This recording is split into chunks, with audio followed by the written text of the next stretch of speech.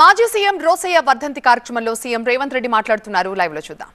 ముఖ్యమంత్రిగా ఉన్న వారిని ఇరుకునబెట్టే విధానం మనం నేర్చుకోవాల్సిన అవసరం ఉన్నది.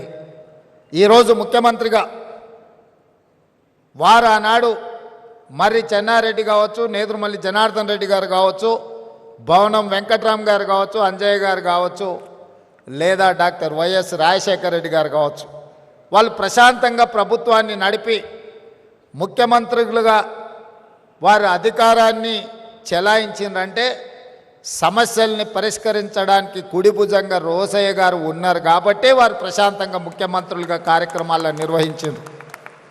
ఈరోజు తెలంగాణ శాసనసభలో రోసయ్య గారు లాంటి వ్యూహాత్మకంగా సమస్యల్ని పరిష్కరించగలిగిన సహచర నాయకులు లేకపోవడం కొట్టొచ్చిన లోటుగా కనిపిస్తుంది. అలాంటి సహచరుడు ఉంటే ముఖ్యమంత్రిగా ఎవరైనా అద్భుతంగా రాణించవచ్చని నేను ప్రగాఢంగా నమ్ముతున్నా. ఎందుకంటే ముఖ్యమంత్రిగా చదువుకొని రాకపోయినా గతం గురించి సంపూర్ణమైన అవగాహనతో భవిష్యత్తు ప్రణాళికలతో రోసయ్య గారు సిద్ధంగా కూర్చునేవాళ్ళు. మనం విఠలాచార్య సినిమాలో చూసేవాళ్ళం. అక్కడ అగ్గిబాణం వేస్తే ఇటువైపు నుంచి వానబాణం వేసి అగ్గిని ఆర్పే విధంగా ప్రతిపక్షాలు ఎంత ధీటుగా సమస్యల్ని ప్రస్తావించినా రోసయ్య గారు అంతే చతురతతో వాటిని ఎదుర్కొని ప్రభుత్వాన్ని ఎల్లవేళలా కంచె వేసి కాపాడేవాడు. అందుకే ముఖ్యమంత్రులుగా ఎవరున్నా నెంబర్ 2 పొజిషన్ పర్మనెంట్, 1 పొజిషనే మారుతూ ఉండేది. అది విజయభాస్కర్ రెడ్డి అయినా, చెన్నారెడ్డి గారైనా, అంజయ్య గారైనా, భవనం వెంకట్రామ్ అయినా, డాక్టర్ వైఎస్ రాజశేఖర రెడ్డి గారైనా, ఇలా 1 పొజిషన్లో పాత్రలు ఎప్పుడూ మారేటివి. కానీ 1 పొజిషన్లో ఎవరున్నా 2 పొజిషన్ మాత్రం పర్మనెంట్గా కొనిజేటి రోసయ్య గారే ఉండాలి అని ఎవరు 1కి వచ్చినా రోసయ్య గారిని కోరుకునే వాళ్ళు. పెద్ద ఆయన ఏ రోజు కూడా 2కి వచ్చిన కాబట్టి 1లో ఉన్న వాళ్ళని జరిపి కూర్చోవాలని వారెప్పుడు తాపత్రయపడలే, తొందరపడలే. అందుకే ఆ సమయం సందర్భం వచ్చినప్పుడు శ్రీమతి సోనియా గాంధీ గారు ఈ క్లిష్ట సమయంలో రోసయ్య గారినే ముఖ్యమంత్రిగా చెయ్యాలి అని సోనియా గాంధీ గారు భావించినరు. అంటే పార్టీ పట్ల వారికి ఉన్న నిబద్ధత, పార్టీకి వారి పట్ల ఉన్న నమ్మకం, విశ్వాసం అనేది రోసయ్య గారిని ముఖ్యమంత్రిని చేసింది. నేను ఈ వేదిక మీద నుంచి ఇంకొక అంశం కూడా ప్రస్తావించదలుచుకున్నా.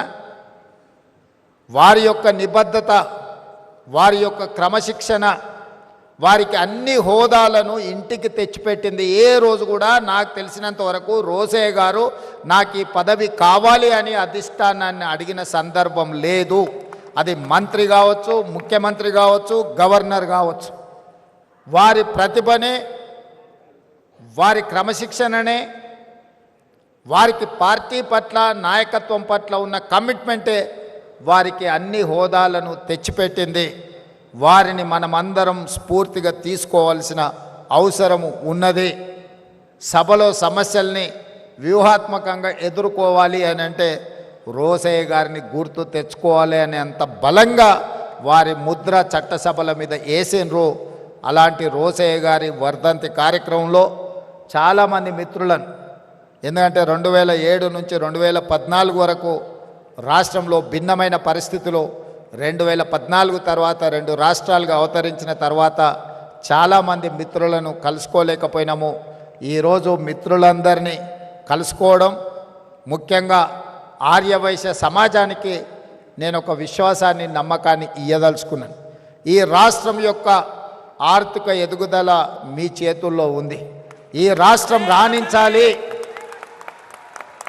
ఈ రాష్ట్రం రాణించాలి, ఈ రాష్ట్రం అభివృద్ధి పదం వైపు నడవాలి, ఈ రాష్ట్రంలో ఆర్థికంగా బలపడాలి అని అంటే మీరే కష్టపడాలి. మీరే ఈ తెలంగాణ బ్రాండ్ అంబాసిడర్లు. ఈ తెలంగాణ ఆర్థిక రంగంలో రాణించాలి అంటే మా ఆర్యవైశ్య మిత్రులు ఇంకా 1 గంట అదనంగా పని చేయాలి. ఈ పని మీకోసం కాదు, ఈ రాష్ట్రం కోసం చేయాల్సిన అవసరం ఉంది. అందుకే రాష్ట్రం ఆర్థిక రంగంలో రాణించాలి అని అంటే మీ అందరూ ముందు బాగానే ఉండాలి. మీ వ్యాపారాలకు ఎలాంటి అనుమతులు కావాలన్నా ప్రభుత్వం వైపు నుంచి ఎలాంటి ఇబ్బంది లేకుండా చూసే బాధ్యత నాది. అదేవిధంగా రాజకీయాలలో కూడా ఆర్యవైశ్యులకు తప్పకుండా పార్టీ సముచితమైన స్థానం ఇస్తుంది. కోమటిరెడ్డి వెంకటరెడ్డి గారు నా చెవిలో చెప్తున్నాడు, మనము ఆర్యవైశ్య మిత్రులను ప్రభుత్వంలో కూడా భాగస్వాములను చేయాల్సిన అవసరం ఉన్నదని, తప్పకుండా మీ అందరి మనసుల్లో ఏముందో అది కోమటిరెడ్డి వెంకటరెడ్డి గారు నాకు చెప్పినరు. తప్పకుండా అధిష్టానం దృష్టికి ఈ అంశాలను నేను తీసుకువెళ్తా. అదేవిధంగా రోసయ్య గారి విగ్రహం ఉండాలి అని మిత్రులు ప్రస్తావించరు. 100% రోసయ్య గారు ఒక సందర్భంలో వారు ముఖ్యమంత్రిగా ఉన్నప్పుడు చంద్రబాబు నాయుడు గారితో కలిసి నేను వారి ఇంటికి వెళ్ళిన ఒక రిప్రజెంటేషన్ తీసుకెళ్ళి వారితో మాట్లాడుతూ ఆ రోజు తెలంగాణ ఉద్యమానికి సంబంధించిన అంశాలు ప్రస్తావనకు వచ్చినప్పుడు రోసయ్య గారు ఒక మాట చంద్రబాబు నాయుడు గారికి చెప్పారు, చూడయ్య చంద్రబాబు, నాకు చీరాలలో అక్కడ ఏమీ లేదు, 50 సంవత్సరాల క్రితం అక్కడ ఉన్నది అమ్ముకొని హైదరాబాద్కు వచ్చి అమీర్పేట్ ప్రాంతంలో ఇల్లు కట్టుకున్నా. నేను హైదరాబాదు వాడినే తప్ప నాకు ఆ రాష్ట్రమా ఈ ప్రాంతమా అని లేదు, 2 ప్రాంతాలు నాకు సమానమే, నేను హైదరాబాద్ వాడిని అని చెప్పిండు.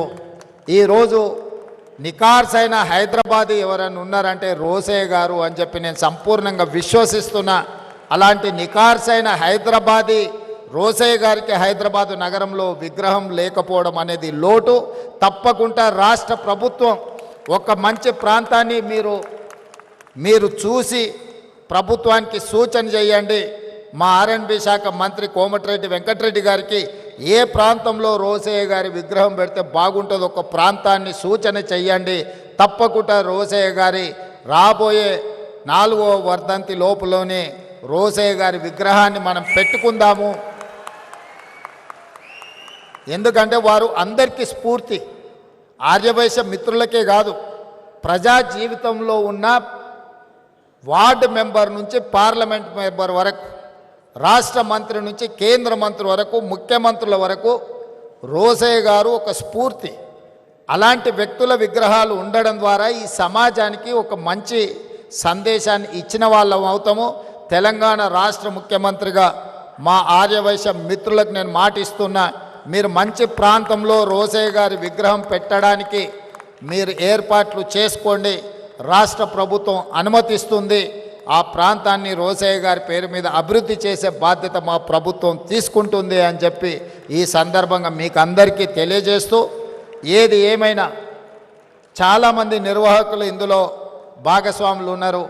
వారికి పేరు పేరున మనస్ఫూర్తిగా ఒక మంచి కార్యక్రమాన్ని ఏర్పాటు చేసినందుకు అభినందిస్తున్నా.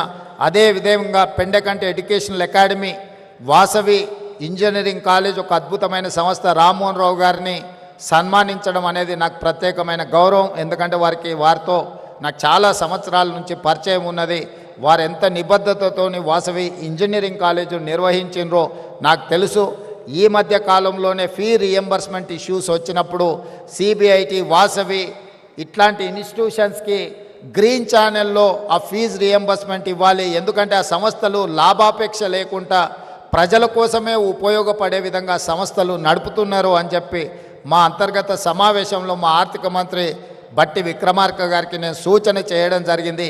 వాసవి ఇంజనీరింగ్ కాలేజ్, వాసవి సంస్థల్ని నిలబెట్టండి.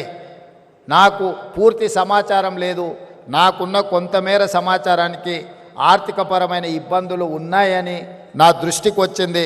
ప్రభుత్వం వైపు నుంచి ఏమైనా బకాయిలు ఉంటే తక్షణమే ఆ సంస్థకు విడుదల చేయించే బాధ్యత కూడా నేను తీసుకుంటా. ఎందుకంటే ఎంతోమంది ఇంజనీర్స్ని ఈరోజు ఎక్కడంటే అక్కడ ఇంజనీరింగ్ కాలేజీలు వచ్చినాయి, కానీ ఆ రోజుల్లో ఒక గొప్ప ఇంజనీర్లను తయారు చేసి సమాజానికి ఇచ్చిన ఒక గొప్ప సంస్థ వాసవి అకాడమీ, ఎడ్యుకేషనల్ అకాడమీ. తప్పకుండా వాసవి ఎడ్యుకేషనల్ అకాడమీని తప్పకుండా పునరుద్ధరించడానికి అవసరమైన సహకారాన్ని అందించడానికి కూడా రాష్ట్ర ప్రభుత్వం సిద్ధంగా ఉన్నది. అదేవిధంగా రాజమౌళి గారు నాకు తెలిసి కుబేర టవర్స్ నారాయణగూడలో కట్టింది వారే. అప్పటి నుంచి వారు నాకు పరిచయం, వాళ్ళ కుమారులు కూడా నాకు తెలుసు.